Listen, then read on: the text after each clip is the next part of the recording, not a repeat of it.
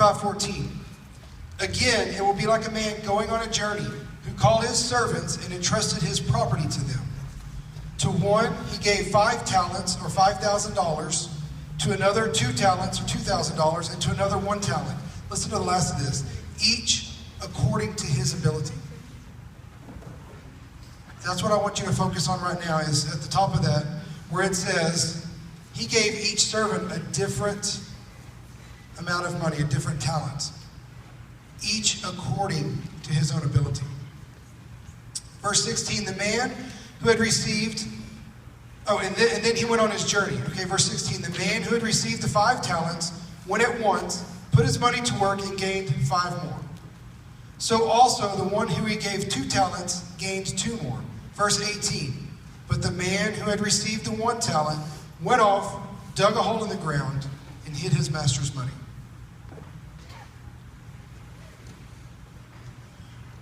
Once again, what I want you to focus on is the end of that verse where it said, each according to his own ability. Guys, we are all at different areas of life. We all have different talents and abilities. Look at the 3 servants. You had one that was given how much? 5 talents, which is $5,000. One that was given how much? Right? What was the last one given? What's that? 1. Okay, we're going to come back to this in a little bit. Verse 19. After a long time, the master of those servants returned and settled accounts with them. The man who had received the 5 talents brought the other 5. Remember, he doubled his money. Master, he said, you entrusted me with 5 talents. See, I have gained 5 more. Verse 21. His master replied, well done, good and faithful servant. You have been faithful with a few things. I will put you in charge of many things. Come and share your master's happiness. Verse 22. The man with the 2 talents also came. Master, he said, you entrusted me with 2 talents. See, I have gained 2 more. Verse 23. His master replied, well done, good and faithful servant. You have been faithful with a few things. I will put you in charge of many things. Come and share your master's happiness. And then verse 24. Then the man who had received the 1 talent came. Master, he said, I knew that you are a hard man, harvesting where you have not sown and gathering where you have not scattered seed. So I was afraid and went out and hid your talent in the ground. See, here is what belongs to you. So what's going on right here? Y'all share with me. What's going on? What these servants do? You got 3 servants, right? 2 of them did what with their money? They did what? They used it to do what? To double it, right? What did the 3rd one do? He hid it because he was scared, right? Guys, go back to that first part where I said each according to his own ability. The point is, God has blessed each one of us with different gifts and talents. None of us in here are going to have all of the same gifts or the same talents. I want to know what you're going to do with your gifts and talent. Are you going to go out and let Christ use that at school or at work to double that? Or are you going to just bury it in the sand because you are too scared to get off the bench and get in the game? So I want you to think in the back of your mind, which servant are you? Let's see what happens with the servant. Verse 26. His master replied, you wicked, lazy servant. So you knew that I harvest where I have not sown and gather where I have not scattered seed. Well, then you should have put my money on deposit with the bankers, so that when I returned, I would have received it back with interest. Verse 28, take the talent from him, give it to the one who has 10 talents. That was the one who originally had 5, that doubled them. And he will have an abundance. Whoever does not have, even what he has will be taken from him. And throw that worthless servant outside into the darkness where there will be weeping and gnashing of teeth. Let me put it to you another way. These verses basically say what is elsewhere in the Bible where it says, be hot or cold. Quit being lukewarm, I'll spit you out of my mouth. Christ, if you have accepted that gift that we've talked about, Christ has given you those talents. Maybe it's music. We're going to transfer this from money to other talents. Maybe it's music. Maybe it's sports. Guys, you can use that gift or that talent to better the kingdom of Christ, can you? Can you? So my question is, are you going to be like the first 2 servants who went out and doubled what Christ had given them and used it to the best of their abilities? Are you going to be the one that is lukewarm, that Christ spits out of his mouth and says, be done?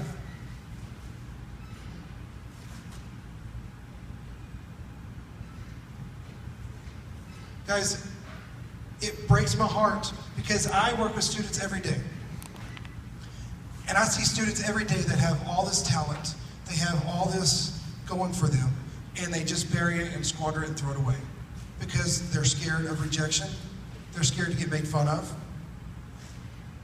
Guys, Christ says, don't be lukewarm. Don't walk the fence. Get on one side or the other.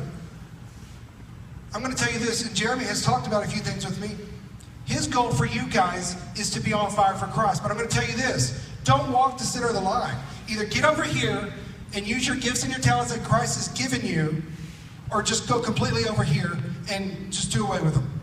Because walking down the center of that line is the worst thing that you can ever do. Why?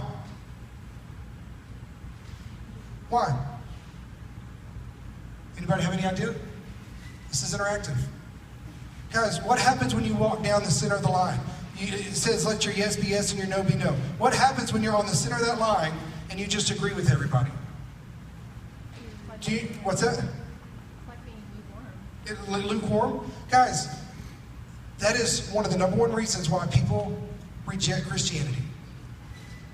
They reject Christianity because if we are so-called Christians and we have in our heart the truth that Christ has given us, then we should be bursting like that sponge we talked about. We should be so saturated it's dripping everywhere you go. But many people see us as Christians, and I'm guilty of this too. It's just like I told you guys last night. None of the adults in here have this figured out. We struggle with it too. I guarantee you that every adult in your church struggles with this. At work, at home with their family, with their friends. Guys, we jump on the middle of the fence and think, well, I don't want to offend anyone, and I'm just going to just do my own thing and just kind of agree with both sides. Guys, that is junk. Because by walking on that fence, what you're actually doing is you're turning people away from Christ. Let your yes be yes and your no be no. Either get on one side of the fence or get on the other. Get over here, jump all in, feet first, and use those talents that Christ has given you to reach people for his kingdom. Or just do away with them, jump over here and say, I am done with this. Because the number one thing that you can do to turn people away from your Savior and from Christ is walk down the middle of the line and just go with the flow. Do you get that? Do you get what we talked about last night, what Christ actually did for you? It breaks my heart to watch students that I have over the years. I have a student that I had for several years who was on fire for Christ. He had something happen in his life. And so then all of a sudden he's just like, I'm just going to walk the middle of the fence because what happened to him affected him in here and up here, that he is scared to step out on his faith anymore. And so, and this isn't the only student I have like this. I have worked with many students like this, that one minute they're hot and cold. Why? Because they go to a youth camp or a D now. They're like, yes, Jesus, you're great. And then Monday morning, they're back at school in their same junk. Or Sunday afternoon, they're back home in their sexual abuse. They're back home with their family that doesn't get along. They're back home with their family that doesn't believe. And it gets hard. And so I watch these students, and I see myself from where I was. I shared with y'all a little bit last night about my life. I see these students where I was, and it breaks my heart because they're hearing this truth, but then life gets so difficult for them that they're just like, you know what, I'm just going to walk down the middle. No, get on one side of the fence or get on the other. Get off the middle of the fence.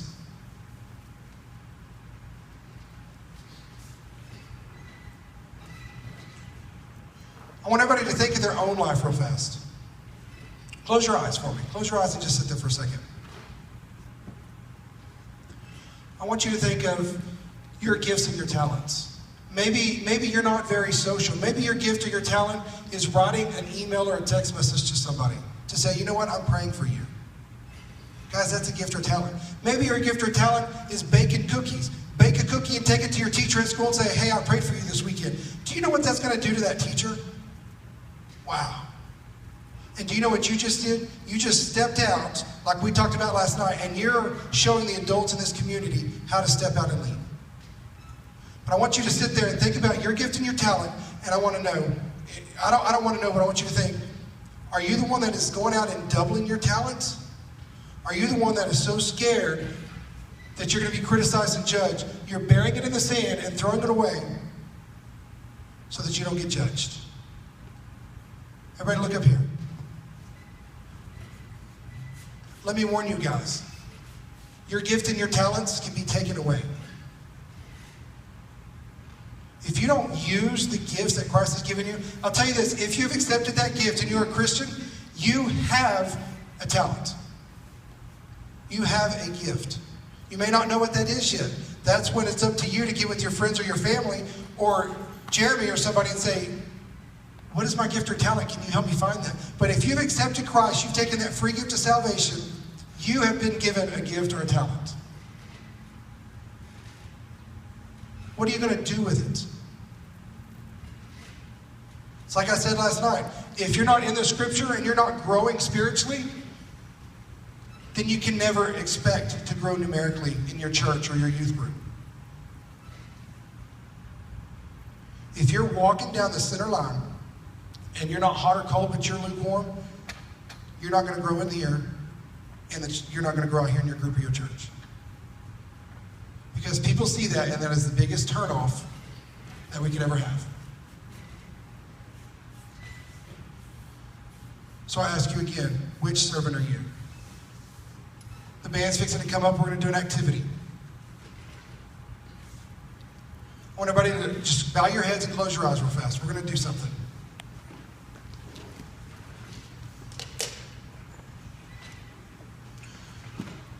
We're going to pray real fast. And then I want everybody in this room to get up and go to different areas of the room. My adult leaders that I talk to, you guys are going to go to the back of the room. Up here on the stage, there's a bunch of note cards. So what we're going to do is, in just a second, when I tell you, you're going to split up, and you're going to sit there, and I want you to spend a few minutes in prayer, and I want you to ask God, what are those gifts or talents, and what am I doing with those?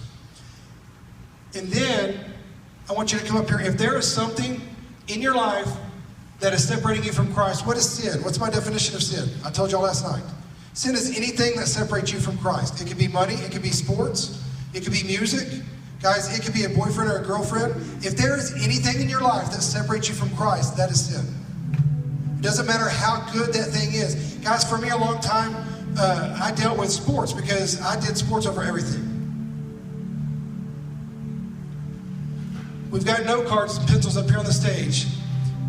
After we split up and you pray about your gift or your talent, I want you to specifically think about the things in your lives that are roadblocks that are making you walk down that center line and not be hot or cold. I pray everybody in here jumps to the hot side.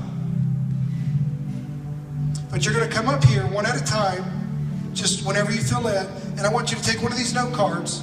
Nobody's going to be looking because everybody's going to be spread out in the dark. We're going to have some worship going on. And you're going to write on here, do not write your name. I want you to write anything in your life that is separating you from Christ. And you're going to just leave it here, and then you're going to go back to your seat.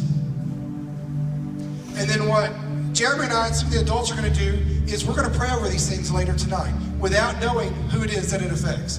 Guys, maybe you've dealt with physical abuse or sexual abuse at home. I want that on the card because you're coming up and you're saying, God, this separates me from you. I'm dealing with anger from this. I'm dealing with issues from this. I want to give this to you because I'm tired of these chains and I want them broken. And I want to step out and be hot, and I want to use my gift or my talent for you. If you don't feel like you want to make that commitment to give it up to Christ, then do not come. Be cold. Don't come up here just because your friend or your boyfriend or your girlfriend is coming up here. I want you to deal with Christ and come up here because you know that God is dealing with that and is calling you to come up. So everybody stand up. If you need to talk to somebody or you got questions about Christ or anything, our adult leaders that you've been with all weekend are in the back of the room. We're not going to make a big deal. We're not going to invite you all to come forward. If you've got something you need to deal with, then they're in the back of the room. Go find one of them and talk to them. Guys, we are a small group. That's great. God has each one of you here because He wants to work with each one of you, and that makes it more intimate for us. Do you know what intimacy is? What is intimacy? It's what? Yeah, intimacy intimacy is just the closeness that we have. Guys, this is a very close group. I watched y'all today at Recreation. A lot of you guys hang out with each other and interact with each other very well. Guys, this is a small, intimate group. If you can't deal with these issues in here with your family, because everybody in here is family, you're not going to be able to go home and deal with these issues. So everybody go to different areas of the room. Just here right now. Go to different areas of the room and just sit down or something.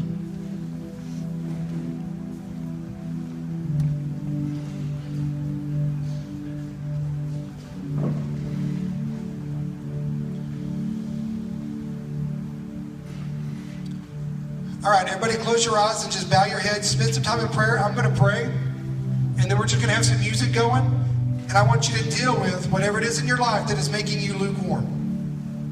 Tonight is the first day of the rest of your life. And then tomorrow is the first day of the rest of your life. And then the next day is the first day of the rest of your life. You don't have to be lukewarm anymore. God, I thank you for these students. God, I thank you for these adults and these leaders that are here. God, I thank you for this band. God, in the big scheme, none of that matters because it's all about you, Christ. God, you sent your son to die for each one of us in this room, God. God, I pray for the students and the adults in this room that are dealing with something tonight. God, no matter what it is, God, that you will break their hearts, you will break that bondage from them, that they will be bold, they will get up and come down and say, you know what, Christ, I want to lay this down to you. I want to be whole. God, I pray for boldness tonight. I pray that these students know without a doubt that you're talking to them, God. Just continue to break their hearts as we sit here and sing. And we love you much. In Jesus' name I pray. Amen. All right, as they sing, as you feel led, get up one at a time and just come down and write up what it is that you need to put down.